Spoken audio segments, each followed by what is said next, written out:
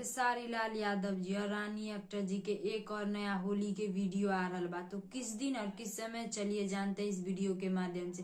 मैं निशा यादव, देख रहे हैं 100 तक, तो बहुत बहुत स्वागत बा। अगर आप लोग अभी तक 100 तक चैनल को सब्सक्राइब नहीं किए हैं तो नीचे के लाल बटन दबाकर चैनल सब्सक्राइब कर दीजिए और वीडियो को लाइक कर दीजिए। चलिए अब वीडियो स्टार्ट कर। तो खेसारी लाल यादव जी और रानी अख्तर जी के एक और नया होली के वीडियो आ रहा बा फालतू एंटरटेनमेंट यूट्यूब चैनल पर।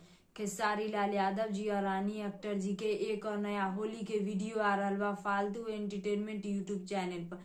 तो खेसारी लाल यादव जी और रानी अख्तर जी के होली के बवाल वीडियो के नाम बा जा कमाए रजऊ। खेसारी लाल यादव जी और रानी अख्तर जी के होली के बवाल वीडियो के नाम बा जा कमाए रजऊ।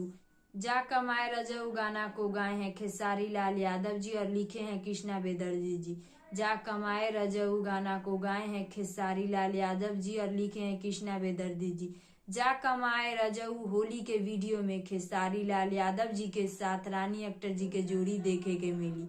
जा कमाए रजऊ होली के वीडियो में खेसारी लाल यादव जी के साथ रानी अख्तर जी के जोड़ी देखे के मिली। और आप लोग के बता दी कि कल सुबह 9 बजे खेसारी लाल यादव जी और रानी अख्तर जी के होली के बवाल वीडियो जा कमाए रजऊ को फालतू एंटरटेनमेंट यूट्यूब चैनल पर रिलीज किया जाएगा। कल सुबह 9 बजे खेसारी लाल यादव जी और रानी अख्तर जी के होली के बवाल वीडियो जा कमाए रजऊ को फालतू एंटरटेनमेंट यूट्यूब चैनल पर रिलीज किया जाएगा।